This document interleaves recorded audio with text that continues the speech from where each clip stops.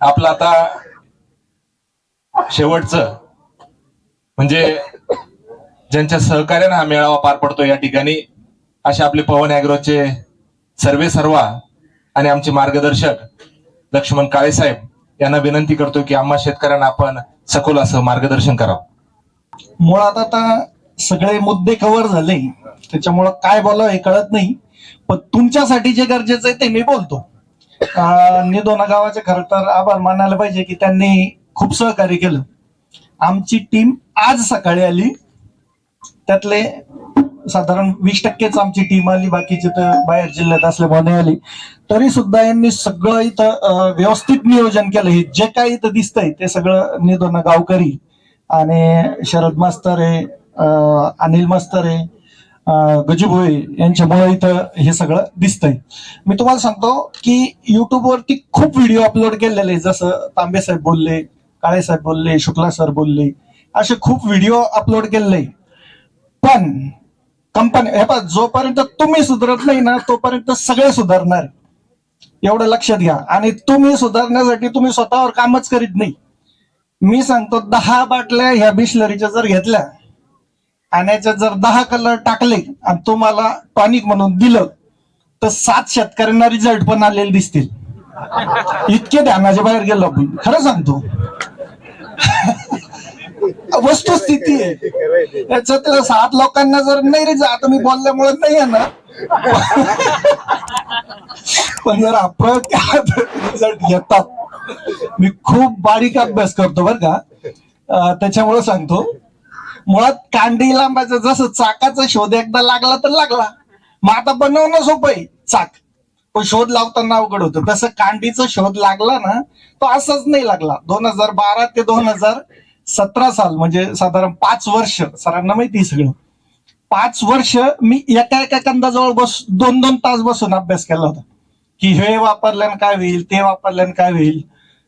इकडून जर मी असं खरकत जर निघलो ना तर मला कळत नव्हतं त्या तोंडाला मी कधी पोहोचलो, खाली उकरीत समजा. हा साधारण 5 वर्ष मी अभ्यास केला. आणि मग हे बघा, मॉलिक्यूल इथंच असतात. आपण काही असा मॉलिक्यूलचा शोध नाही लावला, परंतु कॉम्बिनेशनचा शोध लावला. आणि त्या कॉम्बिनेशनमुळे आज एवढं उत्पादन शेतकऱ्यांचं वाढतंय. 200 क्विंटल अद्रक घेणं सहज शक्य आहे आपले जर औषधं वापरले तर. इथं मार्केटिंग नाही, पण एक सांगतोय तुम्हाला. त्याच्यानंतर औषधाचे शोध, कारण बरंच कव्हर झालेलं आहे. तुम्ही ज्या चुका होतात तुमच्या. दुसरं बघा, आता प्रत्येक कंपनी असो, व्यापारी असो, दुकानदार असो, हे सगळे त्यांच्या पद्धतीने त्यांचं करतायत. तुम्ही जर सुधारले तर तुम्हाला कोणीच फसवू शकत नाही, पण तुम्ही सुधारले पाहिजे. तुम्ही कधी सुधाराल, तुमच्याकडे तेवढं नॉलेज असलं पाहिजे. न्यूट्रिएंट झालं, मायक्रो न्यूट्रिएंट झालं, मुख्य अन्नद्रव्य, सूक्ष्म अन्नद्रव्य, बॅक्टेरिया, सुपीक माती म्हणजे काय, ह्या सगळ्या गोष्टी जर तुम्हाला जर माहिती असल्या तर तुम्हाला सहज. चांगले जे टॉपचे शेतकरी ते का बरं फसत नाही, आता अगदी कमी खर्चामध्ये का बरं त्यांचं उत्पन्न चांगलं येतं? कारण त्यांनी त्याविषयी खूप अभ्यास केलेला असतो. आता दीपक भाऊ, त्यांना कोणी फसवाल का एखादी कंपनी जाऊन? नाही फसवू शकत. पैशाचा किंवा बिझनेस एक नियम आहे. तुम्ही तो बिझनेस जर पैशासाठी उभा केला असेल तो कधीच नाही चालणार, स्वतःला कमावण्यासाठी. आणि तुम्ही जर सेवा म्हणून करत असेल तर तो कोणी दाबण्याचा प्रयत्न केला, दुकानदाराला टूरही नाही दिले तरी तो चालणारच. तर त्याच्यामुळं मला एक गोष्ट लक्ष्मण आवर्जून सांगायची आहे. इतकी मेहनत करून एका शेतकरी माणसाने पवन ॲग्रो, मी कधी कोणत्या कंपनीची आजपर्यंत मार्केटिंग केली नाही आणि कधी मी कोणाच्या कार्यक्रमालाही जात नाही, परंतु स्वतः शेतीवरती अभ्यास करून ह्या माणसाने शेतकऱ्यासाठी बनवलेली कंपनी, ह्या गोष्टीचा रास्त अभिमान आहे मला या गोष्टीचा. आणि मी शेतकरी. दुसरी गोष्ट ही आहे की मागच्या वर्षी काही लोकांचे शेतकऱ्यांचे प्लॉट खराब झाले होते, त्याच्यात सुद्धा यांची चुकी नव्हती. यांनी ज्या वेंडरकडून माल घेतला होता त्यांची फसवणूक होती. तर मला सातारा सांगलीहून काही शेतकऱ्यांचे फोन आले की तुमच्या मित्राचे काही प्रोडक्ट फेल निघाले. तर मी त्या सगळ्या शेतकऱ्यांना सांगितलं माझा मित्र फेल नाही, त्याचे प्रोडक्ट सुद्धा फेल नाहीये. त्याला ज्यांनी वेंडरनी त्यांनी ज्याच्यावरती सहज भरोसा केला त्यांनी फसवलं. आणि अभिमान आहे मला लक्ष्मण काळेचा, जेवढ्या शेतकऱ्याचं नुकसान झालं त्यांनी पळून न जाता कर्ज काढून का होत नाही त्या सगळ्या शेतकऱ्यांचे पैसे दिले. पाहिजे असतं तर त्यांनी कोर्टामध्ये एक साधी केस टाकली असती, ते बी मरत नाही तोपर्यंत, जोपर्यंत समोरचे बी सगळे संपत. आणि सगळ्यात जास्त विरोध माझा असतो बरं का, तर मी शेतकरी नसतो ना, मी सगळंच केलं असतं. 300 रुपयाचं झिंक 10 किलो, अरे 30 रुपये किलो कुठं झिंक मिळतं का? ते दुकानदाराला त्या रेटमध्ये जातं साहेब. खूप आम्हाला चक्कर येतात अशा काही गोष्टी. खूप मोकळं बोलता येत नाही. अहो बघा, उद्देश क्लिअर जर असला ना तर मग सगळं व्यवस्थित चालतं. जसं मी सांगितलं, आता कांडीचा एकदा शोध लावला. आता खूप कंपन्या तुम्हाला प्रोडक्ट देतील, हे करतील, आम्ही शोध लावला म्हणतील. हे सगळं काही शक्य नाहीये. हे त्याच्यासाठी 5 वर्ष घासलेलो आहे मी. तर अशा काही गोष्टी मी खूप छोटे छोटे पॉईंट जे तुम्हाला गरजेचे तेच फक्त बोलणार आहे. जास्त नाही बोललो. तुम्हाला तसं आता लक्षात आलं असेल, बेने साठवण बद्दल गड्डा करून जर ठेवलं तर सगळ्यात एक नंबर. आणि अद्रक पिकाविषयी घुटून घुटून पिलेलो मी. तो काही जर विचारलं तर त्या प्रत्येक प्रश्नाचं उत्तर तुम्हाला मिळून जाईल. कारण आमच्या खांद्याचे अजून पण घट्टे गेलेले नाही. एका दिवसाला 100 पंप फवारणारा माणूस मी. त्याच्यामुळं खूप त्याच्यामध्ये अनुभव आहे. मी, माझा भाऊ. बेनायचं जर तुम्ही मुद्दा सांगतो मला, म्हणजे नोट केलं मी म्हणून, की तुम्ही जर खड्डा करून ठेवला तर एक नंबर त्याचं जर्मिनेशन होतं, जबरदस्त कोंब फुटतात. किंवा मग त्याला हवाबंद, जसं तांबे साहेब बोलली तसं हवाबंद तुम्ही ठेवू शकता. तसं जर ठेवलं, पहिले काही दिवस जसं तांबे साहेब बोलले तसं उघडं ठेवायचं, नंतर हवा बंद करा, ऑटोमॅटिक कोंब येतात त्याला. त्याच्यानंतरचं शेणखत आणि मळी, आता ते तर झालंच सगळं. खूप पॉइंट होते. पीळ हा सुद्धा एक मुद्दा क्लिअर करा. हो, खूप महत्वाचं बोलले सर तुम्ही. तुम्ही एक लक्षात घ्या, आर्टिफिशियल कांडी जर लांबवली, कसं असतं माहिती का?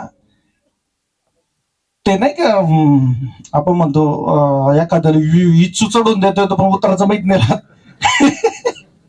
तसं मला चढवणं पण माहिती ना उतरवणं पण माहिती, कारण बनवणार मी.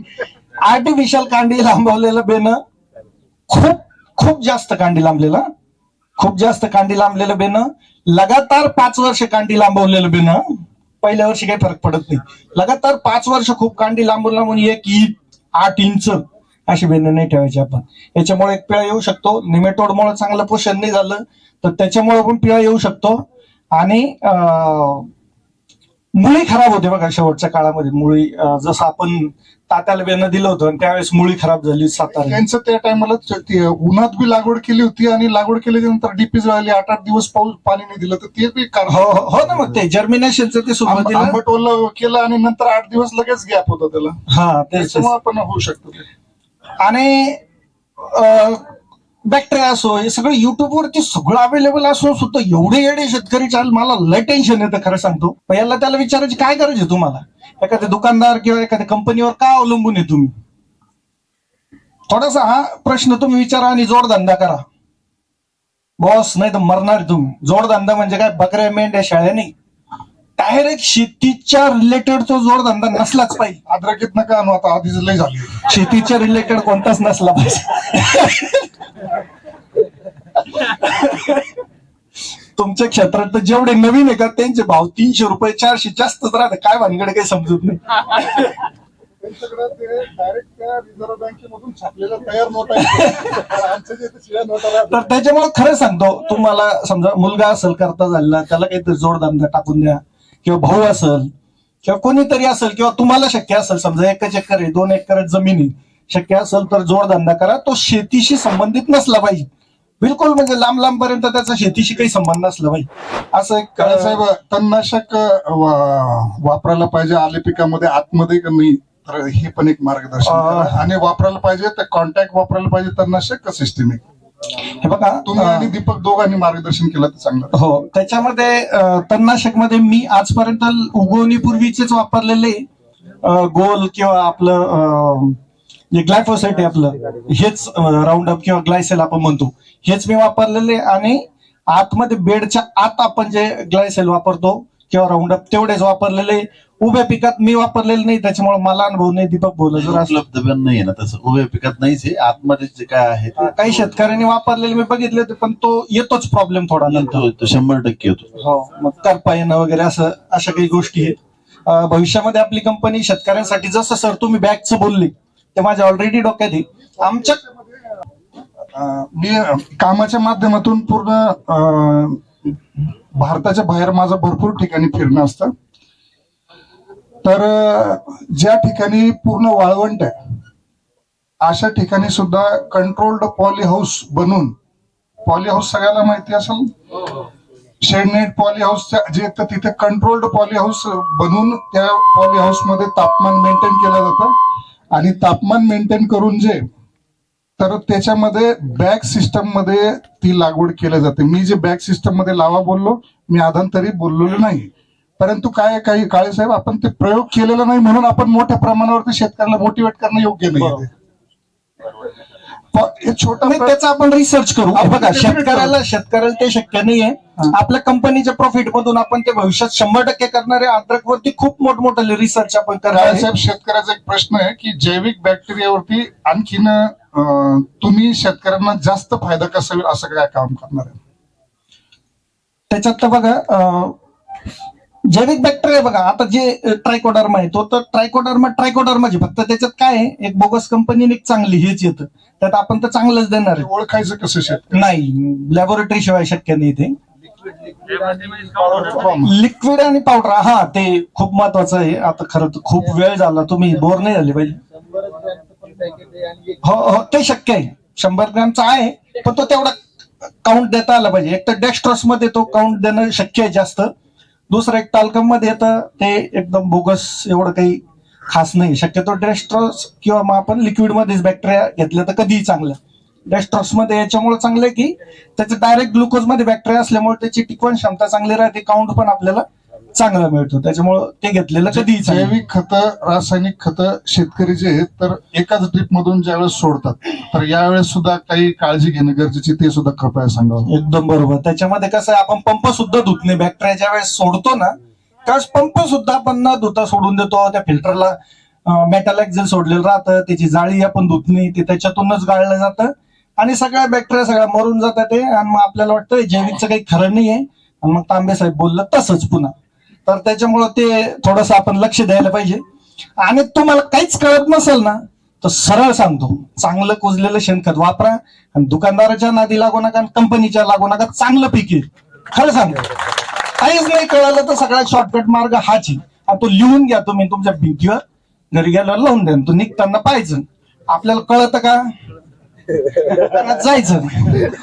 आपल्याला कळत नाही ना शेणखत, बस बाकी डोकं लावायचंच नाही. आता तुम्ही चायला कंपनी बंद पाडायची घ्या, कंपनी चालणारच हो, कंपनी चालणारच आहे. तर अशा काही गोष्टी रिसर्च, जसं मी बोललो सर, ते खूप चांगले आपण प्रयोग करू. आमच्या कंपनीचा टर्नओव्हर आजही चांगला आहे, भविष्यात 1500 कोटीवर जाणारच आहे. पण 1500 कोटीवर गेल्यापेक्षा आज 5000 कोटीपर्यंत शेतकऱ्यांना जो मालाच्या माध्यमातून जो फायदा होतोय, तो आमच्यासाठी खास समाधानकारक आहे. परंतु काळेसाहेब, माझं एक म्हणणं हे की जर एक शेतकरी आहे तर तो केवळ शेतामध्ये आलंच पिकवत नाही, तर बहुपिकासाठी तुमचं समाजाच्यासाठी धोरण काय आहे, शेतकऱ्यासाठी धोरण काय, आले पीक सोडून बाकी शेतकऱ्यांनी आणखीन काय काय करायला पाहिजे जेणेकरून त्यांच्या प्रगतीमध्ये, त्यांच्या यशामध्ये काहीतरी आणखीन आपला पवन ॲग्रोचा हातभार लागेल. तेच बोलतो मी की आपले पिकं वेगवेगळे असले पाहिजे. पिकं म्हणजे मल्टिपल पिकं, समजा 4 एकर जमीन असेल तर 4 वेगवेगळे किंवा 5-6 वेगवेगळे पिकं असली पाहिजे, पहिली गोष्ट. दुसरी गोष्ट, जसं बोललो तसं मक्का लावली, झिंक कोणतंही आणून टाकलं तर मग तेच होणार आहे. आणि असंच खूप चांगल्या ज्या कंपन्या, मल्टीनॅशनल कंपन्यांमध्ये हे होत नाही बरं का, मग तुमचे पैसे जाऊ दे तिथं, मग काय अडचण नाही. आम्ही पण खूप काळजी घेतो, पण मी माझीच लाल नाही म्हणत तिथं. आता दुसरं सगळ्यात महत्वाचं आपल्याला डोकेदुखी अद्रक पिकामध्ये, ती म्हणजे कंदकूच. आणि हे चायनामध्ये जे आहे ना, तर ही समस्या जवळजवळ नाहीये. आणि मी सगळं वाचन केलं, ऑब्झर्वेशन केलं, त्याच्यावर असं लक्षात आलं की ते उन्हाळ्यामध्ये खूप काळजी घेतं. म्हणजे पूर्ण जमिनीला असं आंबट ओल्ली करून आणि त्याच्यावरती पॉलिथिन पेपर आथरून साधारण 15-1 दिवस त्याला एकदम गरमी तयार करून तिथं निमॅटॉड, कंदकुच्ची जी बुरशी ती आणि सगळे जेवढे हानिकारक जे बॅक्टेरिया जमिनीमध्ये, त्या पूर्णपणे मारून निर्जंतुक केलं जातं. आपण ते करत नाही. दुसरी केमिकल पद्धत आहे त्यांच्याकडं, ती म्हणजे क्लोरोपिक्रिन म्हणून जे औषध येतं, त्या ट्रिप मधून सोडून त्याला मल्चिंग किंवा पॉलिथिननं झाकवलं जातं. आणि तिथं सुद्धा पूर्ण एक 8-10 दिवसामध्ये त्या पूर्ण गॅस तयार होतो त्या पॉलिथिनच्या खाली. आणि ते पूर्ण बॅक्टेरिया ज्या याच्या उपयुक्त मरत असतील, हरकत नाही, पण ते अशा पद्धतीनं निर्जंतुक त्या ठिकाणी करतात. त्याचे सुद्धा यावर्षी आपण प्रयोग करणार. सॉइल फ्युमिगेशन म्हणतात त्याला. तर ते सुद्धा आपण जमीन निर्जंतुकीकरण करणं म्हणतात त्याला. आणि जमीन सोलरायझेशन आपण ते हे म्हणतो ना, जमीन तापवणं, त्याच्यावर असं समजा की बघा आपल्याला माहिती की सौर ऊर्जेचे पॅनल लावले की एखादी गाडी चार्जिंग होऊ शकते, बॅटरी चार्ज होऊ शकते, मोटर चालू शकते. सेम तसं आपल्या जमिनीची चार्जिंग करायची ना, तिला चांगलं तापवून घ्यायचं. 2-3 वेळेस हलवा, नांगर बिंगर हाना, काय करायचं ते करा, पण तिला चार्जिंग करा. त्याला तापवणं म्हणजे दुसरं काहीच समजू नका, फक्त चार्जिंग करणं समजा. ह्याच्या पलीकडे काहीच समजायचं नाही, दुसरं डोकंच लावायचं नाही. ते किडे मरतील, नामकं होईल, ती भानगड सोडून द्या. सरळ जमीन चार्जिंग करणं एवढं एक डोक्यात ठेवा. त्याच्यामुळे खूप सारा आपल्याला फायदा होईल. त्याच्यानंतर अजून काही तुमचे प्रश्न असतील तर ते सुद्धा सांगा बरं. हे तुमच्या सगळ्या फॅक्टरी एकत्र चालतात सोडायला. हा, एका मागे एक सोडा. बऱ्याच कंपनी एकत्र पण देतात, एकत्रमध्ये पण ते जे एक्सपर्ट आहे त्यांचं असं म्हणणं आहे ते शक्य नाहीये. बघू त्याच्यावर पण आपण. एका मागे एक झालं की एक झालं की एक द्यायचं. अजून काही? मी खूप शॉर्ट मध्ये घेतलं बघ, खूप वेळ झाला त्याच्यामुळे.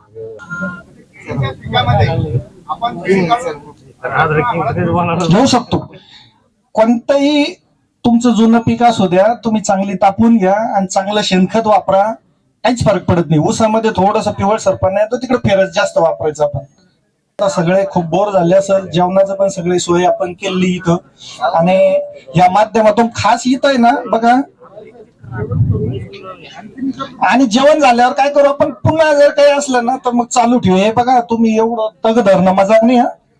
आतापर्यंत कोणीच बसत नाही साहेब, एवढं वेळपर्यंत आम्ही खूप कार्यक्रम बघतो आणि लोक तर एवढे येतच नाही. म्हणजे आमचं नशीब एवढे लोक.